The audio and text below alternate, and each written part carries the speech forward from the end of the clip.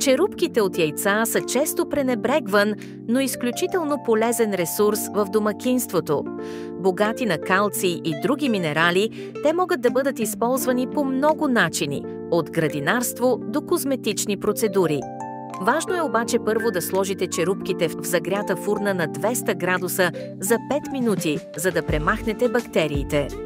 Ето няколко начина да използвате черупките от яйца. Тор за градината. Счукайте черупките наситно и ги добавете към почвата. Те ще обогатят почвата с калций и ще подобрят нейната структура.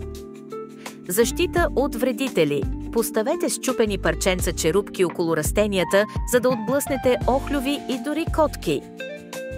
За отпушване на канали най-ефективният начин е да комбинирате стрити черупки с сода за хляб и оцет. Изсипете половин чаша сода за хляб в канала, последвана от половин чаша стрити черупки. Залейте с една чаша оцет.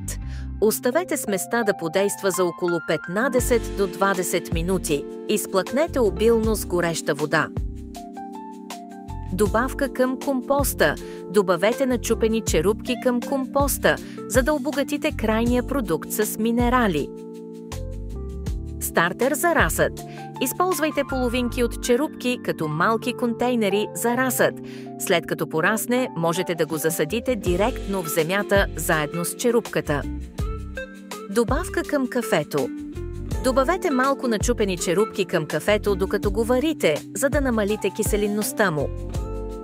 Почистващ абразив. Смесете парченца черупки с вода и сапун, за да създадете абразивна паста за почистване на упорити петна.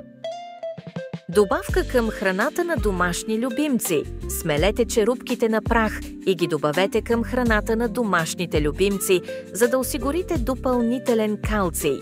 За премахване на миризми в хладилника. Поставете сушени черупки от яйца в купа или друг подходящ съд и ги оставете в хладилника. Те ще се погрижат за неприятните миризми, като ги абсорбират. Маска за лице. Смесете фино смлени черупки с бел тък, за да създадете стягаща маска за лице. Паста за зъби. Смесете фино смлени черупки с кокосово масло и сода за хляб, за да създадете домашна паста за зъби.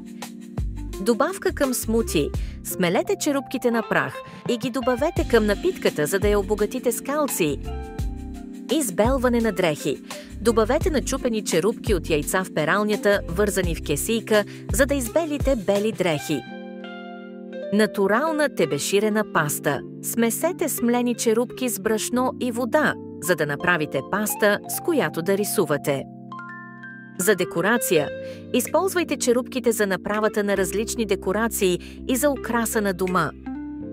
За дренаж за саксии.